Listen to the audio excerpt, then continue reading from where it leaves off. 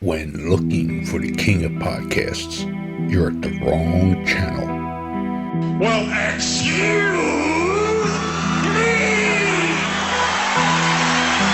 Looking for good ideas for life? You're far from good hands. Hey, bud, what's your problem? If you think the listener is always right, you're far from the right place. Out of order! Even in the future, nothing works! Hosted by a Northeasterner by birth, but a rebel by choice. Are you threatening me? If you want a host that floats between love and madness, and we know the night is always gonna be here anyway. Thinking of you's working up my appetite. Looking forward to a little afternoon delight. then play on and listen to Crazy Train Radio. All right, guys, listen to this blues riff and B. Watch me for the changes and try and keep up, okay?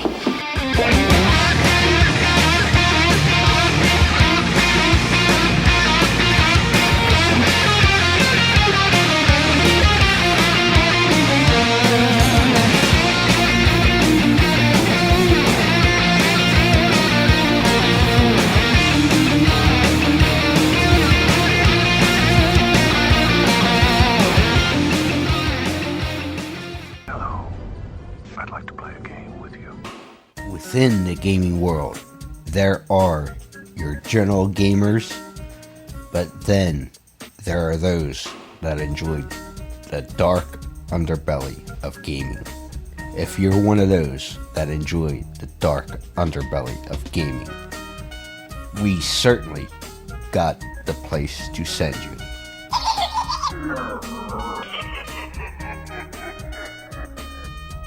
Scorpion Lair Games. That's right, Scorpion Lair Games is the creators of the true crime hit Killers, the card game. Let's not forget they also have Killers Clothing Company, their profiler game, and things like the 5-Minute Murder channel on YouTube. And we certainly can't forget the new book that is certainly a hit, Beyond the Headliners, True Crimes, Myths, and Legends. Make sure you visit Jeff and the Scorpion Lair Games on Facebook and everywhere today.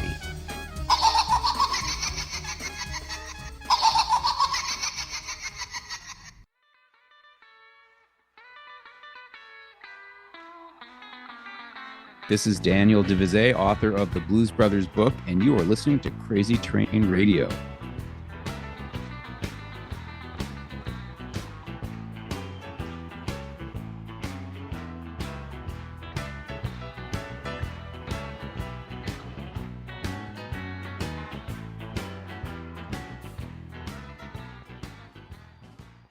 Hey folks, it's your least favorite host in the podcast world, the Croc, Jonathan Steele. And boy, do we have a good one for you today.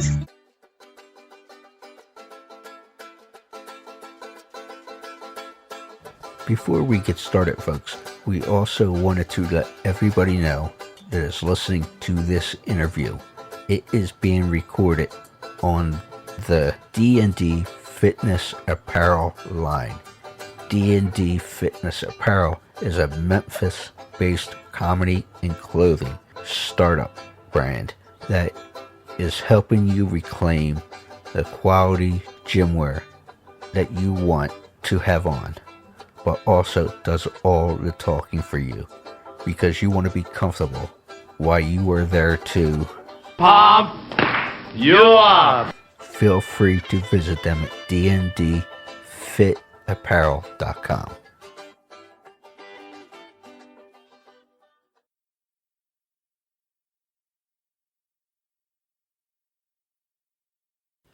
Ladies and gentlemen, boys and girls, children of all ages, today's episode, we are actually going to be on a mission from God.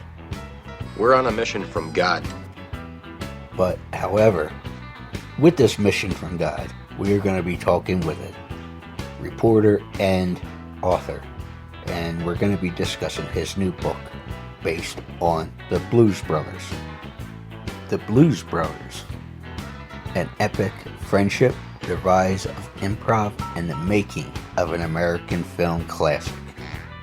So why don't we go ahead and speak with Mr. Daniel Vise. And excuse me if I mispronounce that. I am so sorry, sir. Yes! Yes! Jesus H. Goddamn Christ! I have seen the light! So, Mr. Daniel, how are you? I'm okay. Wonderful job with the book. Thank you. I got to ask if this is a Crazy Train Radio, you guys must be in mourning. Actually, it has nothing to do, when named it, had nothing to do with Ozzy. But I did hear the news. It was one of those things named sitting on a couch one night, 13 years ago. All But, right. you know, in case those are still living under a rock, I guess about 2 hours or so ago, at the time of this taping, we learned the sad news of the passing of Ozzy Osbourne. So, Yeah. which sucks because, Yeah. well, it sucks because it's just ironic that he, if anything, he had the opportunity to, you know, say goodbye and do the concert a couple weeks ago. So, Well, that part's great. yeah, if there's any irony, but I knew he had the Parkinson's, or it was like a form of Parkinson's, but I didn't know that was possibly deadly. Parkinson's doesn't usually kill people, at least not quickly. I don't even know anything beyond the headline. I read a few paragraphs of an obit. me I neither. don't know why or how he died. But yeah, Parkinson's is more of a slow killer. But to be more positive, the thing that I love about Sabbath is Black Sabbath.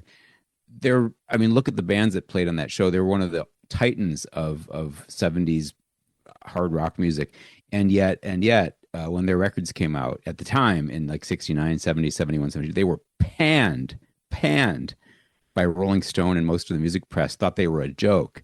And it's just amazing how they proved them all wrong in the end, you know. That We fast forward to the now, and they're like, they would be on that, because I've heard a lot of it, at least the Mount Rushmore of this or Mount Rushmore of that. Yeah. And they would, if you're talking rock and roll music, obviously Sabbath would be on that, in that discussion.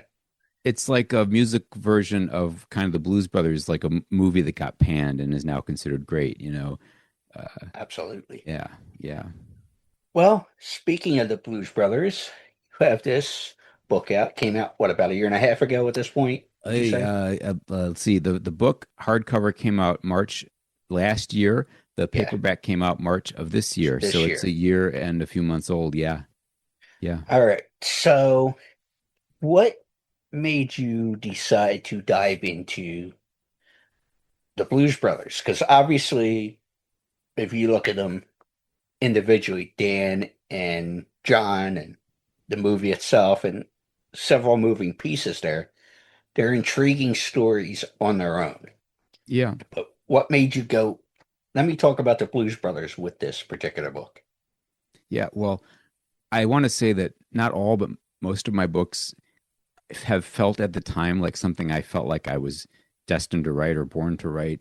My first solo book was about Don Knotts and Andy Griffith, and Don Knotts was a relative of mine, so it just was a natural to do that.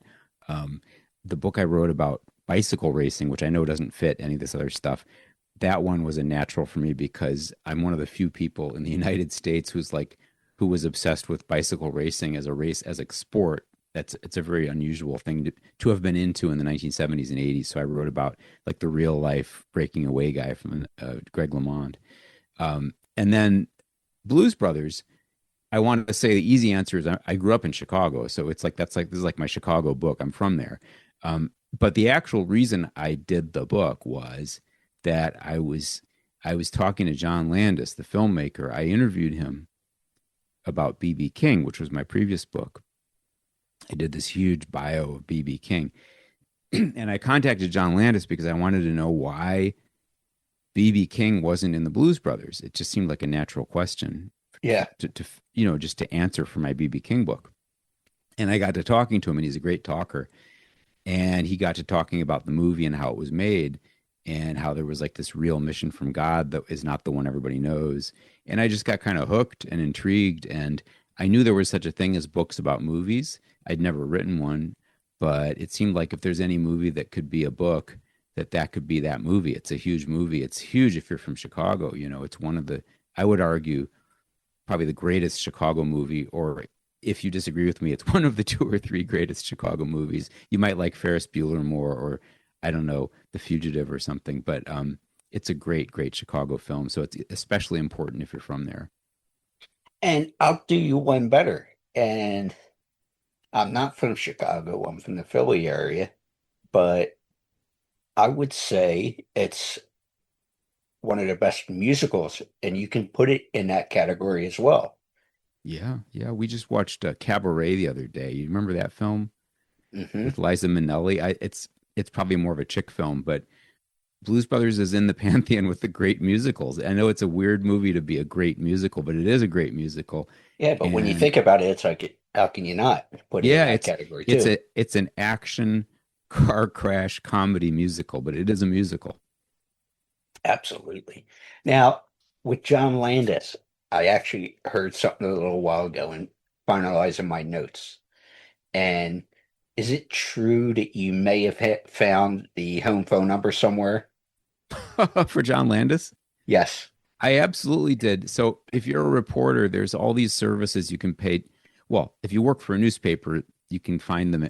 They have them, but you can subscribe. You or I, anybody, pay $20 and you can subscribe to a service that will get you phone numbers. They're like, you can search people. And I found a phone number for Landis and it turned out to be good. And a woman answered who was like a household employee, and she got him on the phone. And that was like 5 years ago. It's not that hard. How was that when you said it? When you said who you were and all that fun stuff? How did that go?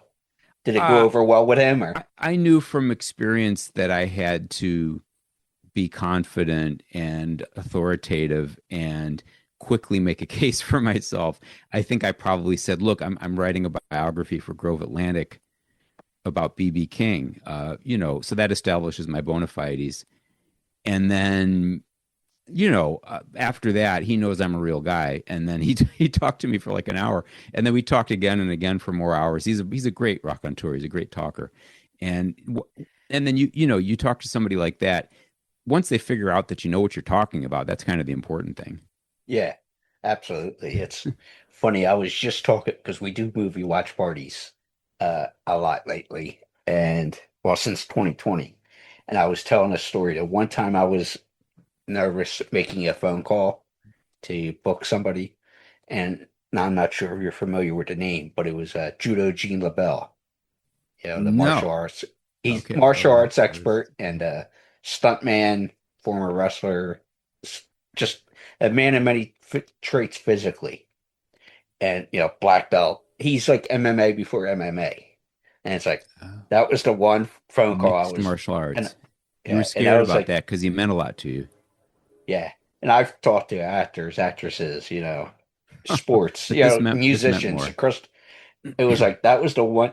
Actually, there was 2, but at least that one I remember going, holy shit. I'm like, but anyway, so with the book, I heard there was a rumor as well that the publisher may have been disappointed for a time period that you didn't just focus on the movie, that you dove into the backstory of things too. Is that true?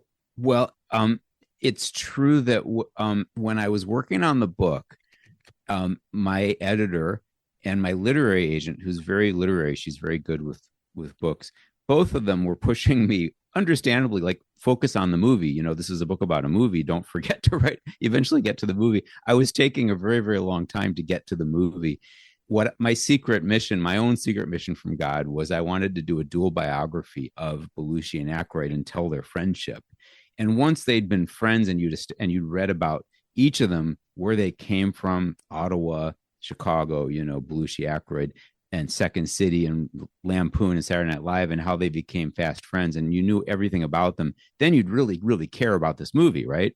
Mm-hmm. Once you were really invested in them as characters. But so the dilemma was, I think the first version of the book that I came up with, I took a way long time to get to the movie, to where I was actually they were actually making the movie. And my editor very astutely pointed out, some of your readers will be sorely disappointed that you haven't gotten to the movie until like page 150 or something. So I went back and I did cut a lot from the first act, if you will, of the book, like all the part about the two of them being friends and all the Second City and Lampoon, SNL. I cut a lot of that. And then I bulked up the part about the movie, made it longer. So in the end, my editor was very, very pleased with it. I was still very, very pleased. I was more pleased with it. I think he was right. But no, it's true that they were worried that I was never going to get to the movie, that all I was doing was writing about these guys being friends, you know? Yeah, because I don't think there's ever been a biography of any sort on Aykroyd, and I think the last Belushi one was sometime in the 80s, right? Am I off? They're right. So Belushi, lots and lots and lots has been written about Belushi. There's that one very journalistic biography by Bob Woodward, which most of the people who are near and dear to Belushi have hard, very, very mixed feelings about that book. It was like an investigative book, basically, about him dying. Yeah. So it was harsh. I mean, it was real. And Woodward's A-list journalist, but it's a hard read at times because it's so painful, you know. But no, you're right. And I don't think there'd ever been a bio of Aykroyd. So there was lots less knowable about Aykroyd. And I went and found a bunch of people who'd gone to school with him. It's hard, man, because in Canada, it's much harder to get people in Canada. Maybe if you're a reporter in Canada, but in the United States, I have a much easier time finding people, and it's much harder for me to find people in Canada. But I found some people and did sketch his life as best I could. Yeah, but you're right. It was definitely overdue that somebody do another run at telling their stories, both of them. Absolutely. And there's a lot of obviously original research, and you did dozens and dozens interviews. It's true. It's true. We talked about John Landis. I believe we talked to Bob Weiss, the producer. Did you reach out to Aykroyd or anybody else from the music as well? Well, so that was real interesting because at the outset, so there's this whole Hollywood thing where if you're writing about Hollywood people, there's these terms like being attached to a project. Mm-hmm. And so the Blues Brothers is a branded thing. And when they found out, the folks who run the Blues Brothers as a brand found out that I was writing a book about the Blues Brothers, their response to me, which was very cordial, but it was like, unless you're going to do a book that is an official product kind of the Blues Brothers brand, which would have meant that I probably wouldn't have had control over it, we cannot attach to that project, meaning that they weren't basically, for Hollywood reasons that I totally understand, I wasn't going to be able to interview Aykroyd, the one surviving Blues Brothers. Now, Landis, God bless him, really pushed Aykroyd, and I mean, Aykroyd himself, I don't think was involved in this at all, but eventually I did get through to him and I was able to interview him. I had one long interview with him and then a bunch of correspondence with him in the ensuing months. I was able to check things like the route he took to elementary school, where he was able to confirm it for me through his assistant, who was very nice. So yes, I did finally interview him, but I wasn't supposed to. So I was very lucky to get him at all, really. And then otherwise, he's a super famous dude, right? So there's reams and reams of interviews with him. Anybody, you, me, anybody I could print out 100 pages worth of interviews with him, 500 pages. So there's plenty stuff. And this is what's great for you if you write a biography of somebody who's famous. There's lots of stuff out there. But to put your own imprint on it, you have to try to get the person yourself and ask them your own questions and kind of check some things too, make sure some things are right, So I was able to do that. Well, with all the original research, and like you said, there's so many outlets of previous stuff where people have spoken and all. How big was it for you? And obviously, I know you spent time as an investigative journalist, but how big was fact checking some of the topics in this book? Oh God, fact checking is horrible. It's so horrible and boring, and you want to kill yourself while you're doing it. And so, like, I'm a newspaper reporter by trade, right? Right mm-hmm. now, I'm finishing a shift at USA Today where I work, and it takes like half an 20 minutes maybe to proofread a 1,000-word article, which is like a newspaper article. It takes me maybe 20, 30 minutes to proofread it. I mean, I'm very, very, very, very meticulous when I'm proofreading. So you can imagine multiplying that times 100, right? You get from 1,000 words to 100,000 words. And that's not even how long my book was. My book was like 130,000 words. That's how much time it takes to proofread. It is horrible. It's like my least favorite part, but I'm obsessed. I'm just about obsessive about it. I mean, I'm not like mentally ill, but I take it very seriously. And so it took months to proofread. Yeah. Daniel, put that bottle of pills down. It's okay. No, I'm kidding, folks. No. So what was the biggest thing that you learned that regular people might not realize when you're talking to Blues Brothers and this particular story? Well, so like Landis himself said this a number of times, but I'm not sure if it sank in, that Belushi nearly died twice while they were making the Blues Brothers, nearly perished. There were two different occasions. It was the last week that they were filming in Chicago in October of 1979. They had to get out of there because it gets really cold in Chicago as October turns to November. If you watch the movie Cooley High, that was filmed in Chicago in October and November, and they are freezing in some scenes in that movie. Anyway, Belushi had overdone it so much, to such an extent that he was comatose. He'd overdosed and had to be like revived by paramedics twice on the final week of shooting in Chicago, which entailed like breaking down doors and such. So that was a surprise. I didn't know that. Although again, Landis, to his great credit, had said this in a few interviews, but I think people just sort of didn't hear it or just sort of glossed right over it or something. And what else? I mean, I didn't know most of what's in the book. I was just a kid who loved that movie. And I had this collection of John Landis films that I used to show for my friends. They were bootlegs on videotapes, and I would play them. Hey, you want to watch Animal House? Here's Trading Places.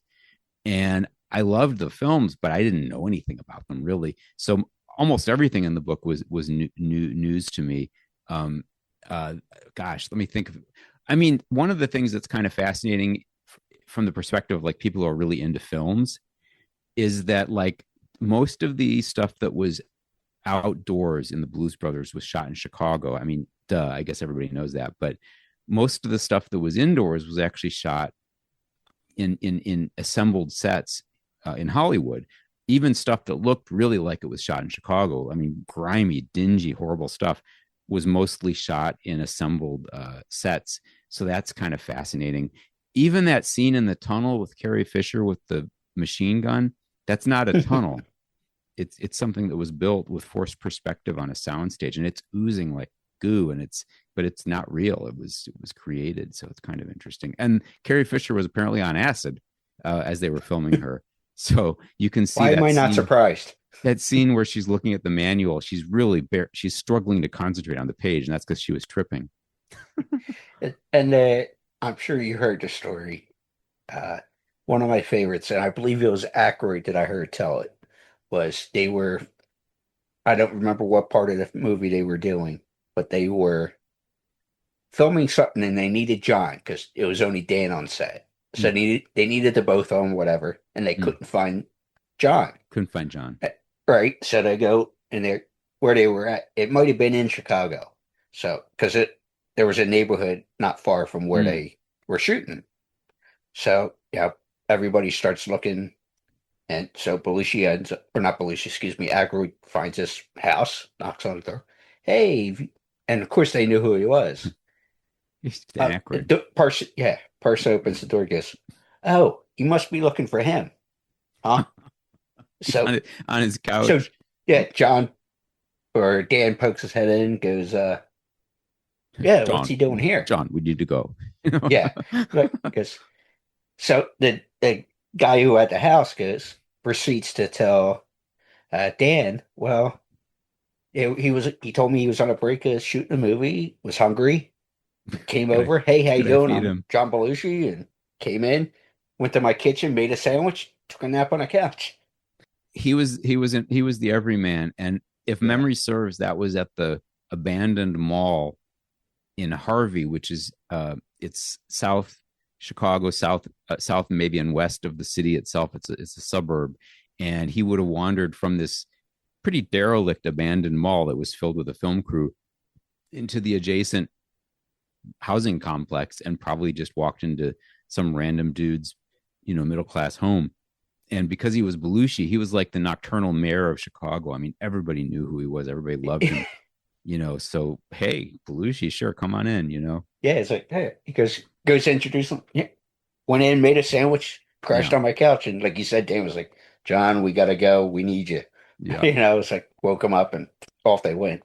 I would let Belushi in if Belushi knocked on my door, Yeah, come on. What do you need? Come on in. Yeah. Show him what mayonnaise geez. is. Yeah, absolutely. Now, was there any truth to them possibly leaving Saturday Night Live to pursue the movie because they believed in these characters so much? Because it seemed like it was supposed to be a one-time deal on a show. Okay, so but first, here's an interesting point. If you're not in the United States, if you're from Britain or Italy or France, and they love the Blues Brothers in those countries, Australia, they all think the characters were created for the film, and that the film just kind of dropped from the sky as a brand new creation. In fact, a lot of people in other countries assumed that Belushi and Aykroyd were professional musicians. Well, I guess they were by that time, but anyway, what in fact happened was Belushi and Aykroyd had worked up these characters. They'd trotted them out a couple times on SNL. And I saw both of those broadcasts probably on reruns, not long after they aired. And then what really happened, the reason it became a movie was not because it made any logical sense. It did not make logical sense to make a Blues Brothers movie. It was a silly idea. The reason that it happened was that Belushi was hot. And the reason he was hot was because of Animal House. Animal House had gotten huge and Belushi had made it huge. He was the mascot of Animal House. He was by far the most important thing about that movie, and he'd become a huge star. So it was preordained there was going to be another Belushi film. The only question was what that film was going to be. And it just happened that in 1977, 78, when they were trying to decide what movie to make with Belushi, all he friggin' cared about was the Blues Brothers. He loved these characters that he and Aykroyd were doing, so that became the movie. Does that answer your question? Yeah, it does.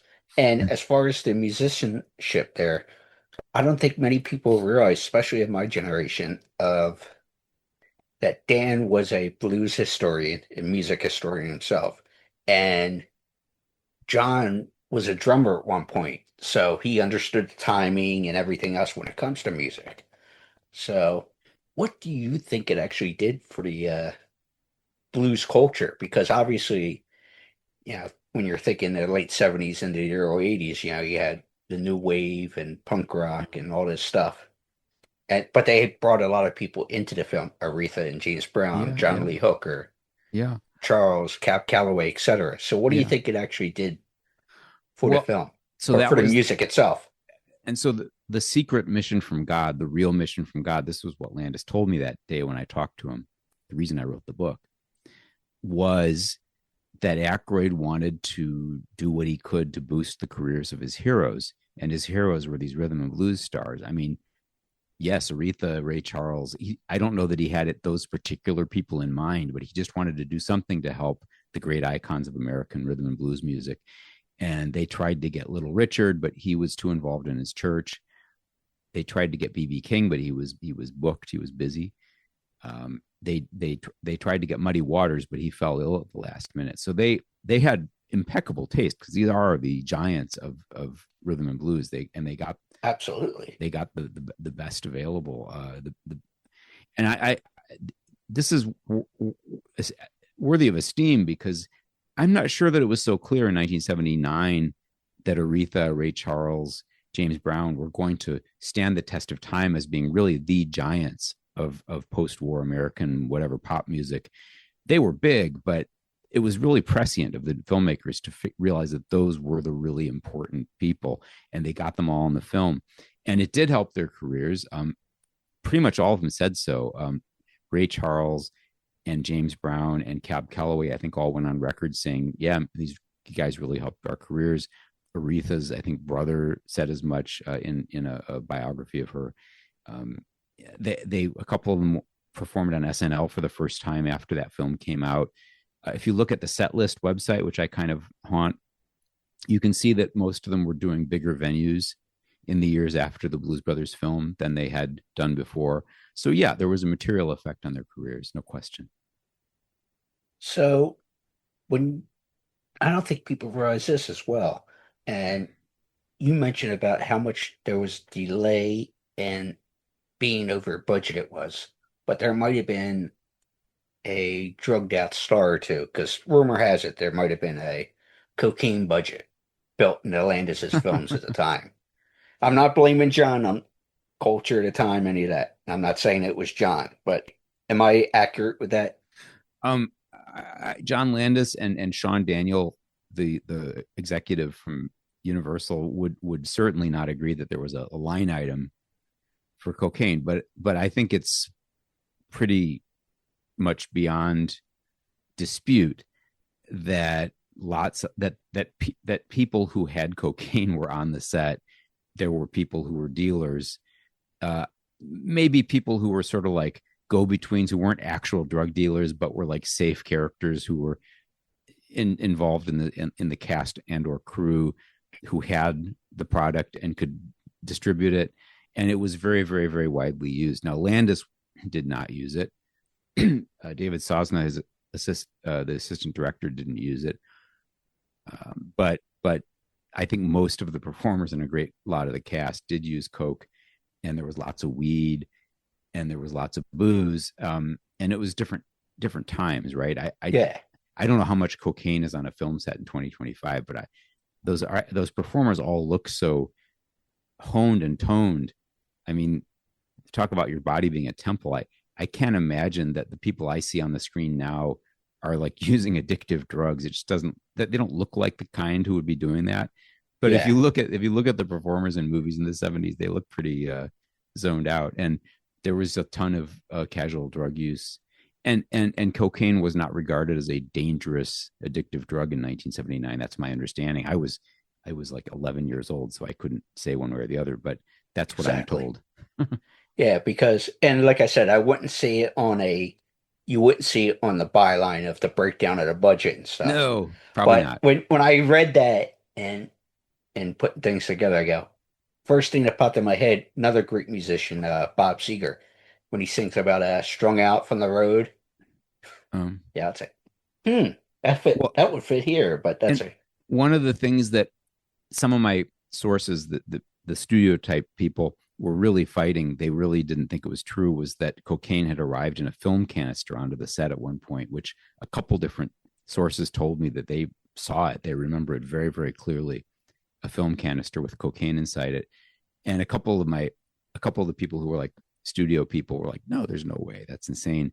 But I've since read other references to other films where that very same delivery method was used. So apparently that was a thing in Hollywood in the 70s or 80s, I guess. You deliver cocaine inside a film canister. Well, as a fan, you said you grew up in Chicago and stuff. What would you say your favorite part of the film is? Oh, it kind of varies. There are so many cool scenes, and each time I see the movie or a part of the movie, I kind of have different favorite scenes. I guess probably the last time that I saw the film, I most enjoyed the scene in the Chez Paul restaurant with Pee Wee Herman, where they're throwing shrimp at each other. There's other times where I think, man, my favorite part of the movie is the John Lee Hooker sequence on Maxwell Street. It brings back a lot of memories for me because I used to go there. Or the Aretha scene, which a lot of people feel is the best musical number in the film.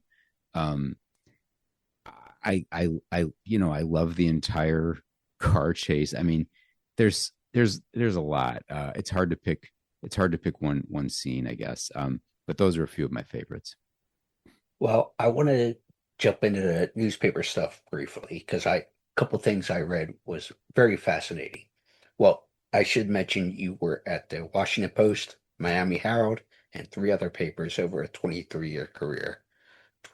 2001 Pulitzer Prize award winner for different articles and stuff. But the one that stood out for me, I think he turned into a book. I forgot to remember. or it started as a front page article Yeah. in a post in 2011. So how did that transition from an article to becoming something more?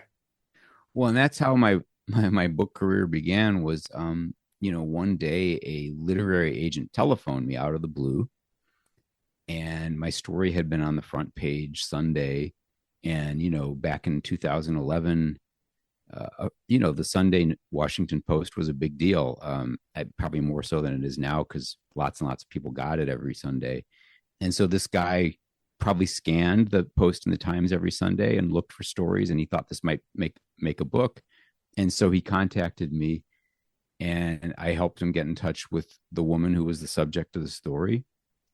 And we wound up selling a book. It was her memoir, basically, and I just helped her write it. And that became my first book. Right on. And the other thing was, which I found fascinating, because I watch a lot of these type of shows, but you had two different reports that led to wrongfully convicted people to be changed their sentences and stuff. So what actually happened with that? Oh, this is a long time ago, but I was on a sort of investigative team at the Miami Herald in Florida, and for a couple of years, all I was doing really was kind of cold case articles about cold cases, re-examining old cold cases. And basically there was two of them where people had been convicted and sent and on life terms in prison for murders, and we believed they hadn't done it, and we basically did article after article after article, and through, I think, just pressure from just relentless reporting, basically caused both of those cases to be exhumed and those people to be freed. This was a long time ago, but and the funny thing, if it had happened in the New York Times, the whole country would know about it. But because it was in Miami, it was, Miami being a little more of a provincial place, it wasn't big news all over the country. It was a big story in Miami, but that's why everybody doesn't know about it. I learned that when I went to the Washington Post. Well, as we were just saying, I wrote this big Sunday story, and a literary agent sees it. That agent's not reading the Miami Herald, sad to say. It's these provincial papers, your stories don't get seen as much. And the other book I wanted to touch on too, Andy and Don. And you mentioned when we were starting, you had a relation to Don Knotts.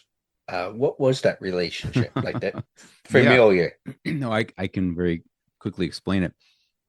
My wife is Sophie, and we're pretty old now, but we're still a lot younger than Don Knotts was. Her older sister was Don's wife, and is now Don's widow.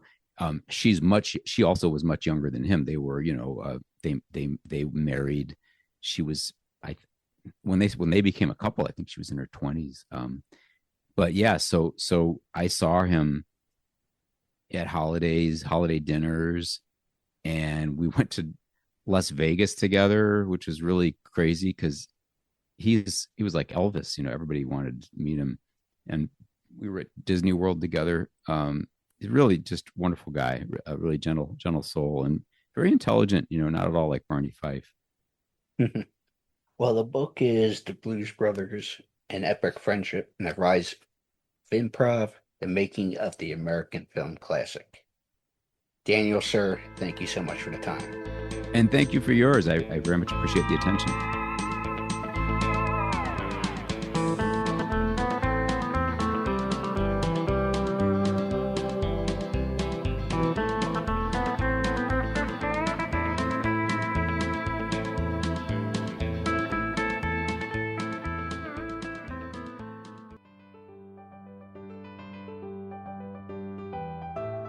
Hey folks, looking for the ultimate destination for the nerd enthusiasts and collectors? Well, we found the spot for you. Nerds Nest Collectibles is a haven for nerds, geeks, and fans alike, as they have many different products and certainly more to come. make sure you go ahead and visit them at nerdsnestcollectibles.com. Check them out.